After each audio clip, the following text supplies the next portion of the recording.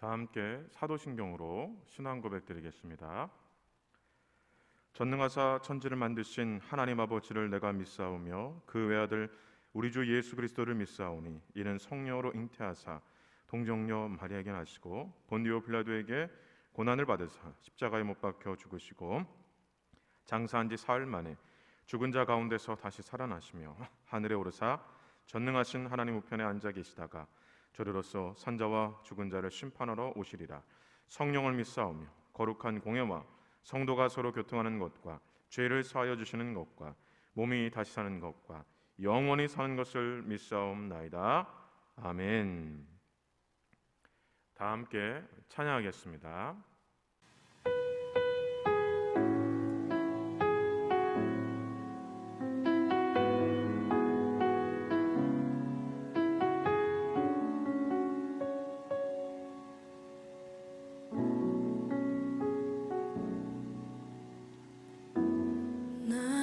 소망 되신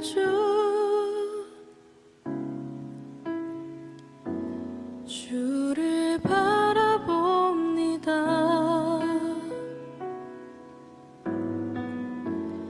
다시 오실 나의 왕 예수, 주를 기다립니다.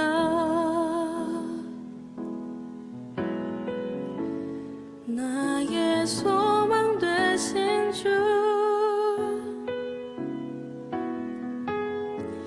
주를 바라봅니다.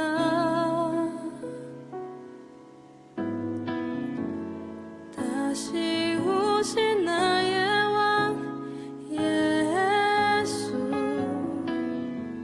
주를 기다립니다.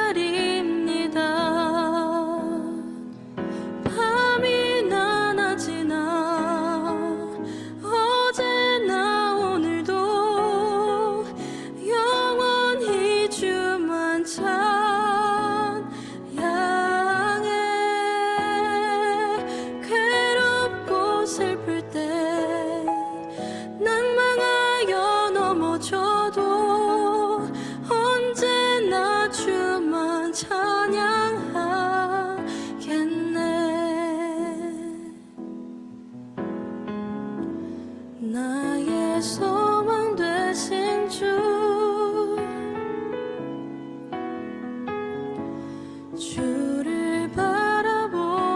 바라봅니다. 다시 오신 나의 왕 예수, 주를 기다립니다.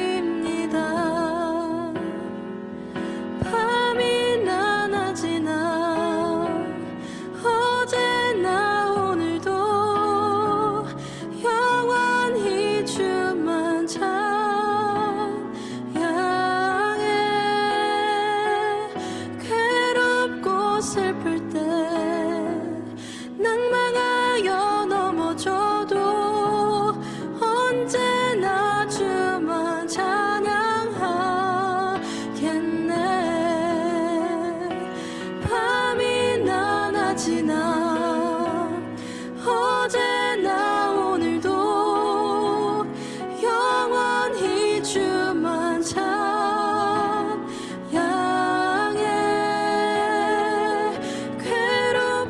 슬플 때 낭망하여 넘어져도 언제나 주만 찬양하겠네.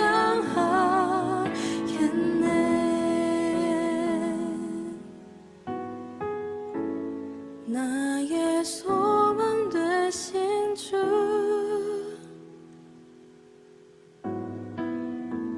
주를 바라봅니다.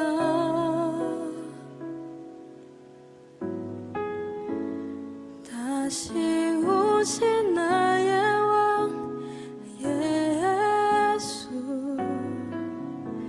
주를 기다립니다.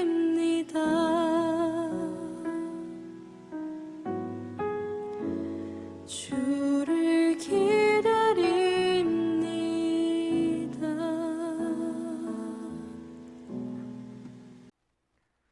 김원호 청년 기도해 주시겠습니다. 사랑의 하나님 감사합니다. 오늘도 각자의 자리에서 함께 예배하게 하시고 찬양하게 하시니 감사합니다. 비록 함께 모여 예배드리지 못하지만 영과 진리로 예배드리는 저희가 되도록 도와주세요. 각자의 처소에 함께 하셔서 몸과 마음이 하나님 앞에 바로 설 수 있도록 역사해 주세요. 하나님 아버지, 세상이 코로나 바이러스로 인해서 신음하고 있습니다. 어려운 모든 이들에게 힘과 능력을 더하셔서 이 위기를 능히 이겨낼 수 있도록 도와주세요. 이 고난과 광야 가운데 하나님을 바라보고 나아갈 수 있도록 역사해 주세요. 삶의 문제와 신앙의 문제가 흔들리는 이때에 더욱 하나님의 세밀한 음성에 귀 기울이는 저희가 되게 하시고 불평과 원망보다 하나님의 말씀을 붙잡고 분별하여 이 시대를 감당할 수 있도록 도와주세요. 함께 모이지 못하는 이때에 서로를 위해 더욱 기도하게 하시고 큰 고통 가운데 있지만 나의 어려움보다 이웃의 아픔과 어려움에 시선을 두는 저희가 되도록 도와주세요. 예수님은 본받아 하나님을 사랑하고 저희의 이웃을 사랑할 수 있도록 도와주세요. 하나님, 수련회를 준비하는 중에 있습니다. 환경과 조건은 어렵지만 역사하시는 하나님을 바라보고 준비하게 하시고 우리의 생각과 기대보다 더 크신 하나님을 바라보며 함께 마음을 모아 나아갈 수 있도록 능력을 더하여 주세요. 준비하시는 목사님과 임원들에게 힘을 더하시고 모든 성도님들과 청년들도 한 마음으로 기도할 수 있도록 역사해 주세요. 이제 말씀을 듣는 시간입니다. 온라인으로 드려지는 이 예배 가운데 성령님이 함께 하셔서 저희의 듣는 귀를 열어주시고 말씀이 살아 우리를 변화시킬 수 있도록 도와주세요. 목사님 가운데도 함께 하셔서 전해지는 말씀이 생명의 말씀이 되도록 역사해 주세요. 이 모든 예배 주님의 손에 맡겨드립니다. 감사드립니다. 이 모든 말씀 살아계신 우리 구주 예수 그리스도의 이름으로 기도합니다. 아멘. 김재성 청년 성경 봉독 해주시겠습니다. 오늘 말씀 마가복음 2장 1절에서 12절 말씀입니다. 봉독하겠습니다. 수일 후에 예수께서 다시 가버나움에 들어가시니 집에 계시다는 소문이 들린지라 많은 사람이 모여서 문 앞까지도 들어설 자리가 없게 되었는데 예수께서 그들에게 도를 말씀하시더니 사람들이 한 중풍병자를 4사람에게 메워가지고 예수께로 올세 무리들 때문에 예수께 데려갈 수 없으므로 그 계신 곳에 지붕을 뜯어 구멍을 내고 중풍병자가 누운 상을 달아내리니 예수께서 그들의 믿음을 보시고 중풍병자에게 이르시되 작은 자야 내 자의 사함을 받았느니라 하시니 어떤 서기관들이 거기 앉아서 마음에 생각하기를 이 사람이 어찌 이렇게 말하는가 신성모독이로다 오직 하나님 한 분 외에는 누가 능히 죄를 사하겠느냐 그들이 속으로 이렇게 생각하는 줄을 예수께서 곧 중심에 아시고 이르시되 어찌하여 이것을 마음에 생각하느냐 중풍병자에게 내 죄 사함을 받았느니라 하는 말과 일어나 내 상을 가지고 걸어가라 하는 말 중에서 어느 것이 쉽겠느냐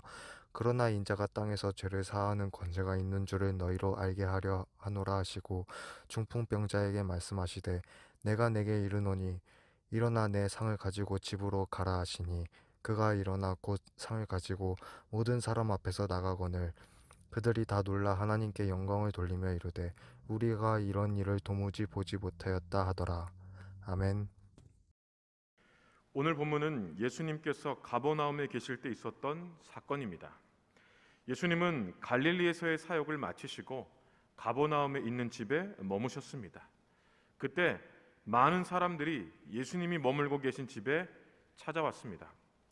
예수님께서 머무셨던 집이 누구의 집인지 정확히 알 수는 없지만 갈릴리에서의 사역을 마치고 집으로 돌아온 것을 볼 때 평소에 자주 머물러 쉬었던 집으로 사역으로 인해 지친 몸과 마음의 회복을 위한 거처로 삼았던 집이 아닐까 추측해 봅니다.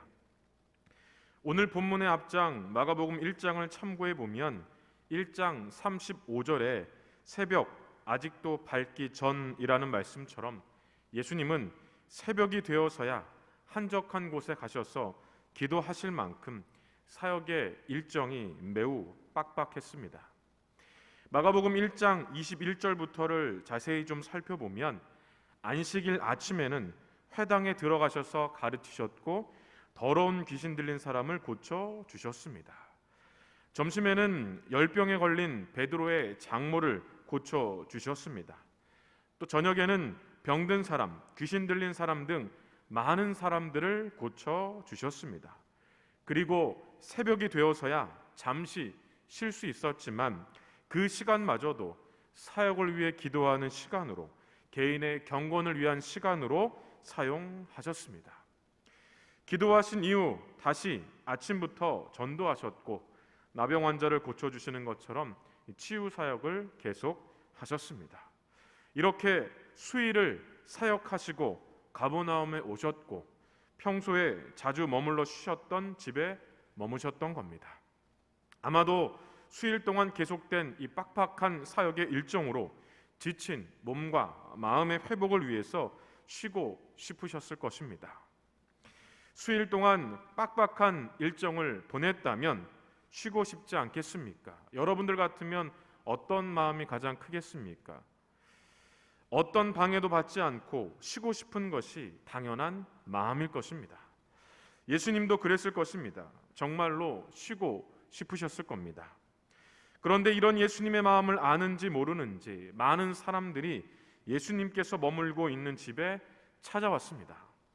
얼마나 많은 사람들이 찾아왔는지 2절에 보니까 많은 사람이 모여서 문 앞까지도 들어설 자리가 없게 되었다라고 말합니다.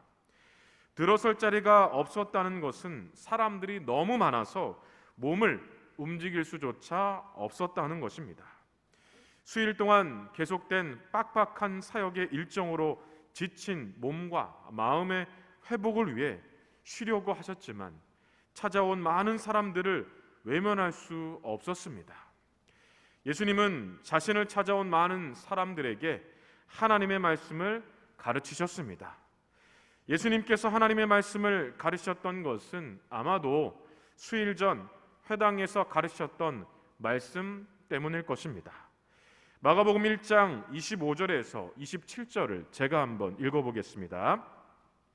예수께서 꾸짖어 이르시되 잠잠하고 그 사람에게서 나오라 하시니 더러운 귀신이 그 사람에게 경련을 일으키고 큰 소리를 지르며 나오는지라. 다 놀라 서로 물어 이르되 이는 어찌미냐 권위 있는 새 교훈이로다. 더러운 귀신들에게 명한즉 순종하는도다 하더라. 이 말씀처럼 더러운 귀신들도 순종하고 쫓겨날 만큼 권위 있는 말씀을 전해주셨기 때문에 아마도 많은 사람들은 이런 말씀을 듣고 싶어서 예수님을 찾아왔을 것입니다. 권위 있는 말씀을 듣고 더러운 귀신들이 쫓겨났던 것처럼 말씀을 듣고 이런 놀라운 은혜를 경험하고 싶어서 예수님을 찾아왔을 겁니다. 놀라운 은혜를 경험하고 싶어서 예수님을 찾아왔던 사람들 중에는 중풍병자를 침대채 메고 온 4사람도 있었습니다. 물론 4사람이 메고 온 침대는 요즘과 같은 침대는 아닙니다. 4절에 누운 상이라는 말처럼 누울 수 있을 정도의 작은 침대입니다. 그렇다 하더라도 침대채 메고 왔다는 것은 정말 대단한 것입니다. 놀라운 은혜를 경험하고 싶었던 4사람, 좀 더 정확히 말하자면 중풍병자에게 놀라운 은혜를 경험할 수 있도록 도와주고 싶었던 4사람의 열정, 곧 믿음은 문 앞까지도 들어설 틈이 없는 것, 그러니까 문으로 들어갈 수 없었던 것도 문제가 되지 않았습니다. 4사람은 지붕으로 올라갔습니다. 지붕을 뜯었고 침대를 조심스럽게 내렸습니다. 우리 4절을 함께 볼까요? 무리들 때문에 예수께서 데려갈 수 없으므로 그 계신 곳에 지붕을 뜯어 구멍을 내고 중풍병자가 누운 상을 달아 내리니. 예수님은 4사람의 믿음을 보시고 중풍병자를 고쳐 주셨습니다. 그러니까 침대채 메고 왔고 그 침대를 지붕을 뚫고 내리는 그 광경을 보고 그들의 열정, 그들의 믿음이 얼마나 대단한지를 보셨던 겁니다. 바로 그 믿음을 보시고 중풍병자를 고쳐 주신 겁니다. 더러운 귀신을 쫓아내셨던 것처럼 중풍병자에게도 놀라운 은혜를 베풀어 주셨습니다. 침대를 가지고 돌아갈 수 있을 만큼 놀라운 은혜였습니다. 12절에 보면 그가 일어나 곧 상을 가지고 모든 사람 앞에서 나가거늘. 그런데 이런 광경을 보고도 그러니까 지친 몸과 마음의 회복을 위해서 쉬러 가셨던 예수님, 그러나 많은 사람들이 찾아오자 외면하지 않으셨던 예수님, 그리고 말씀을 전해주셨고 그 말씀으로 은혜를 베풀어 주셨던 예수님, 바로 이 광경을 보고도 예수님을 바라보는 시각은 각각 달랐습니다. 어떤 사람들은 예수님을 볼 때 정말 은혜를 사모하는 마음으로 바라보았습니다. 또 어떤 사람들은 정죄하는 마음으로, 그러니까 부정적인 마음으로 보았습니다. 또 어떤 사람들은 예수님과 함께 있는 것 자체만으로도 행복한 마음으로 바라보았습니다. 놀라운 은혜를 베풀어 주셨던 광경이었기 때문에 이런 은혜를 사모하거나 감사한 마음으로 보는 것이 당연한 것 아닌가라고 생각할 수 있지만, 어떤 사람들은 정죄의 마음, 부정적인 시각으로 보았다는 것입니다. 만약 여러분들이 이런 상황에 있다면 어떤 마음으로 예수님을 바라보셨을까요? 예수님을 어떻게 바라보셨을 것 같습니까? 예수님을 어떻게 바라보느냐는 매우 중요합니다. 왜냐하면 예수님을 어떻게 바라보느냐에 따라서 결과가 달라지기 때문입니다. 특히 인생의 결과가 달라지기 때문에 예수님을 어떻게 바라보느냐는 매우 중요한 문제입니다. 그러면 이 시간에 예수님을 바라보았던 사람들, 그 각각의 시각과 결과에 대해서 함께 살펴보면서 우리는 예수님을 어떻게 바라보고 있는지를 점검할 수 있기를 바랍니다. 예수님을 바라보았던 첫 번째 부류의 사람들은 중풍병자를 침대채 메고 온 4명의 사람들입니다. 예수님은 이들에게 5절에 이렇게 말씀하셨습니다. 예수께서 그들의 믿음을 보셨다. 5절에 예수님의 말씀처럼 중풍병자를 침대채 메고 온 4명의 사람들의 그 믿음을 예수님께서는 바라보셨다라고 하는데, 다시 말하면 이 4사람은 예수님을 믿음의 눈으로 바라보았다는 것입니다. 그러면 어떤 믿음의 눈으로 바라보았을까요? 예수님께서 베풀어 주실 은혜를 사모하는 그 믿음으로 예수님을 바라보았다는 것입니다. 4사람은 자신들이 사모하는 그 은혜를 중풍병자도 경험할 수 있도록 도와주고 싶었습니다. 중풍병자에게 놀라운 은혜를 경험할 수 있도록 도와주고 싶었던 이 4사람의 믿음은 문 앞까지 들어설 틈이 없는 것은 문제가 되지 않았습니다. 그러니까 예수님께 가까이 갈 수 없는 그 현실의 벽이 부딪혔는데 그게 별로 중요하지 않았다는 것입니다. 4절에 무리들 때문에 예수께 데려갈 수 없으므로 그 계신 곳에 지붕을 뜯어 구멍을 내고 중풍병자가 누운 상을 달아 내리니 라는 말씀처럼 지붕으로 올라갔습니다. 그러니까 다른 방법을 찾았습니다. 현실의 벽에 부딪혔다고 해서 그냥 낙담하고 낙심한 것이 아니라 다른 방법을 찾았다는 겁니다. 그리고 지붕을 뜯었습니다. 침대를 조심스럽게 내렸습니다. 이렇게 할 수 있었던 것은 예수님께서 베풀어 주시는 놀라운 은혜를 경험할 수 있도록 도와주고 싶은 그런 마음 때문에 그렇습니다. 그러니까 은혜를 사모했던 이 4사람, 은혜를 너무너무 사모했던 이 4사람, 중풍병자에게도 이런 은혜를 경험해 주고 싶었던 이 4사람, 바로 그 믿음을 보시고 예수님은 중풍병자에게 놀라운 은혜를 베풀어 주셨습니다. 침대를 들고 다시 집으로 돌아갈 수 있는 이런 놀라운 은혜를 주셨습니다. 만약 우리도 중풍병자를 침대채 메고 온 4사람처럼 예수님께서 베풀어 주실 은혜를 사모하는 그런 믿음으로, 그런 마음으로 예수님을 바라본다면 예수님께서 베풀어 주시는 놀라운 은혜를 경험하게 될 것입니다. 시편 107편 9절에 그가 사모하는 영혼에게 만족을 주시며 줄인 영혼에게 좋은 곳으로 채워주심이로다 라는 말씀처럼 놀라운 은혜를 경험하게 될 것입니다. 예수님을 바라보았던 두 번째 부류의 사람들은 서기관들입니다. 서기관들은 어떻게 예수님을 바라보았을까요? 6절과 7절입니다. 어떤 서기관들이 거기 앉아서 마음에 생각하기를 이 사람이 어찌 이렇게 말하는가 신성모독이로다. 오직 하나님 한 분 외에는 누가 능히 죄를 사하겠느냐? 신성모독이다. 누가 능히 죄를 사할 수 있느냐라는 것은 정죄의 말입니다.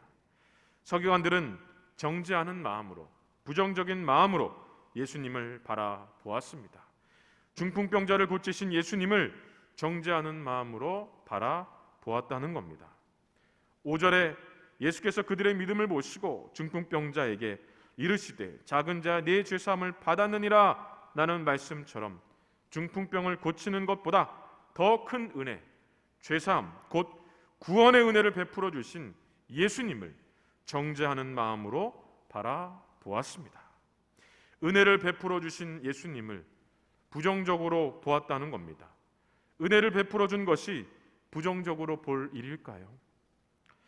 어떻게 이런 은혜를 베풀어 주신 예수님을 정죄하는 마음, 부정적인 마음으로 바라볼 수 있습니까? 사실 예수님은 이런 일을 위해 오셨습니다. 앞서 살펴본 것처럼 예수님의 사역은 고치는 사역, 치유하고 회복하는 사역입니다. 또 가르치는 사역, 복음을 전해 구원을 베풀어 주시는 사역입니다. 성경도 예수님께서 이런 사역을 하시는 분이라고 말씀합니다. 이사야 61장 1절에서 3절입니다. 제가 한번 읽어보겠습니다. 주 여호와의 영이 내게 내리셨으니 이는 여호와께서 내게 기름을 부으사 가난한 자에게 아름다운 소식을 전하게 하려 하심이라. 나를 보내사 마음이 상한 자를 고치며 포로된 자에게 자유를, 갇힌 자에게 노임을 선포하며 여호와의 은혜의 해와 우리 하나님의 보복의 날을 선포하여 모든 슬픈 자를 위로하되 무릇 시온에서 슬퍼하는 자에게 화관을 주어 그 죄를 대신하며 기쁨의 기름으로 그 슬픔을 대신하며 찬송의 옷으로 그 근심을 대신하시고 그들이 의의 나무 곧 여호와께서 심으신 그 영광을 나타낼 자라 일컬음을 받게 하려 하심이라. 그런데 이 서기관들은 바로 이런 성경을 연구하는 성경의 전문가들입니다. 그러니까 성경에 예수님께서 어떤 일을 하실지 분명하게 말씀하고 있는데도 불구하고, 그렇게 지금 예수님께서 행하시고 있는데도 불구하고 예수님을 정죄했고 예수님을 부정적인 마음으로 바라보았다는 겁니다. 예수님을 정죄하는 마음, 부정적으로 바라보았던 서기관들은 결국 예수님을 십자가에 못 박는 일에 동조하고 말았습니다. 마가복음 14장 1절과 마가복음 15장 1절을 한번 보겠습니다. 이틀이 지나면 유월절과 무교절이라 대제사장들과 서기관들이 예수를 흉계로 잡아 죽일 방도를 구하며, 새벽에 대제사장들이 즉시 장로들과 서기관들 곧 온 공회와 더불어 의논하고 예수를 결박하여 끌고 가서 빌라도에게 넘겨주니. 이 말씀처럼 치유와 회복해 하시는 사역, 복음을 전해 구원을 베풀어 주시는 사역을 하시는 예수님을 십자가에 못 박고 말았다는 겁니다. 회복과 구원을 베풀어 주시는 예수님을 십자가에 못 박고 말았으니 어떻게 회복과 구원의 은혜를 경험할 수 있겠습니까? 너무나 안타깝습니다. 서기관들은 성경을 연구하는 전문가들입니다. 그 성경에 어떤 말이 있는지 다 알고 있습니다. 그러나 분명 성경이 예수님에 대해서 말씀하고 있음에도 불구하고 그 예수님을 정죄하고 부정적으로 바라보았다는 겁니다. 어쩌면 예수님을 믿는다고 하면서 신앙생활을 한다고 하면서 우리도 이 서기관들처럼 예수님을 부정적인 눈으로 바라볼 수도 있다는 겁니다. 만약 서기관들처럼 부정적인 눈으로 예수님을 바라본다면 예수님을 통해 주어지는 회복과 구원의 은혜, 이 은혜를 기대할 수 없을 것입니다. 혹 회복의 은혜, 구원의 놀라운 은혜를 기대하며 사십니까? 그렇다면 예수님을 바라보는 부정적인 그 마음을 내려놓아야 합니다. 그럴 때에 우리 안에 회복과 구원의 놀라운 은혜가 넘쳐나게 될 것입니다. 예수님을 바라보았던 세 번째 부류의 사람들은 집안에 있었던 사람들입니다. 이 사람들은 예수님과 함께하는 것만으로도 행복하다라는 마음으로 예수님을 바라보았습니다. 물론 앞서 살펴본 것처럼 이 사람들이 예수님을 찾아온 것은 더러운 귀신들도 순종하고 쫓겨날 만큼 권위 있는 말씀을 듣고 싶어서였습니다. 이런 말씀을 듣고 은혜를 체험하고 싶어서 예수님을 찾아온 것입니다. 예수님도 이런 마음을 아시고 2절에 하나님의 말씀을 전하셨던 겁니다. 그런데 오늘 본문에 보면 이후에 집안에 있었던 사람들은 예수님께 무엇인가 더 요구하지는 않았습니다. 이유라는 것은 그러니까 말씀을 듣고 은혜를 체험하고 난 이후에 더 무엇인가 예수님께 요구하지 않았다는 것입니다. 이런 말씀을 더 전해 주십시오. 이런 은혜를 더 우리에게 베풀어 주십시오. 이런 일을 더 행해 주시면 좋겠습니다. 이런 요구들, 그러니까 어떤 요구도 하지 않았다는 것입니다. 그저 예수님이 말씀을 전해 주시면 들었습니다. 중풍병자에게 행하신 일처럼 이런 놀라운 은혜를 행하시면 그 은혜를 보고 경험했습니다. 이것은 예수님께서 무엇을 하든 그것으로 만족했기 때문에 할 수 있는 반응입니다. 왜 이렇게 할 수 있을까요? 말씀을 듣고 놀라운 은혜를 경험하는 것도 좋지만 그냥 집안에서 예수님과 같이 있는 것만으로도 너무나 행복했기 때문입니다. 만약 집안에 예수님과 같이 있는 것만으로도 행복하지 않았다면 예수님께 계속해서 무엇인가 더 요구했을 겁니다. 자신들의 만족을 채우기 위한, 정말 행복을 느끼기 위한 무엇인가를 계속해서 요구했을 것입니다.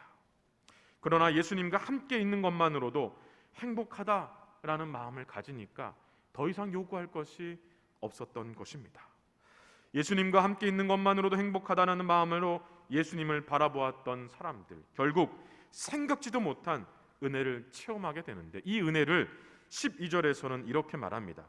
그가 일어나 곧 상을 가지고 모든 사람 앞에서 나가거늘 그들이 다 놀라 하나님께 영광을 돌리며 이르되 우리가 이런 일을 도무지 보지 못하였다 하더라.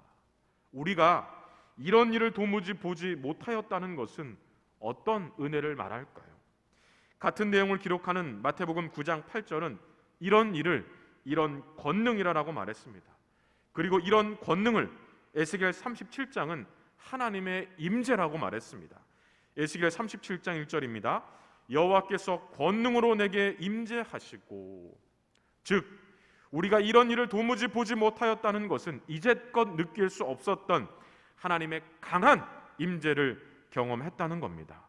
예수님과 함께 있는 것만으로도 행복하다라는 마음으로 예수님을 바라보았던 사람들은 이전에 경험하지 못한 하나님의 강한 임재를 경험하게 되었다는 것입니다. 만약 우리도 예수님과 함께 있는 것만으로도 행복하다는 마음으로 예수님을 바라본다면 이전에 경험하지 못했던 하나님의 임재를 경험하게 될 것입니다. 임재가 무엇입니까? 하나님께서 함께 하심을 느끼는 겁니다. 예수님과 함께 있는 것만으로도 행복하다라는 마음으로 예수님을 바라본다면 하나님과 함께 하심이 강하게 느껴질 것입니다. 중풍병자에게 놀라운 은혜를 베풀어 주셨던 그 광경을 보고도 예수님을 바라보는 시각은 각각 달랐습니다. 매우 피곤했고 매우 지쳤지만 그래도 중풍병자에게 은혜를 베풀어 주셨던 예수님, 그 예수님을 바라보는 시각이 각각 달랐다는 겁니다. 어떤 사람들은 은혜를 사모하는 마음으로, 어떤 사람들은 정죄하는 마음, 부정적인 마음으로, 어떤 사람들은 예수님과 함께하는 것만으로도 행복하다는 그런 마음으로 예수님을 바라보았습니다. 은혜를 사모하는 마음으로 예수님을 바라보았던 사람들은 사모하는 은혜를 받았습니다. 정죄하는 마음, 부정적인 마음으로 바라보았던 사람들은 회복과 구원의 은혜를 경험하지 못했습니다.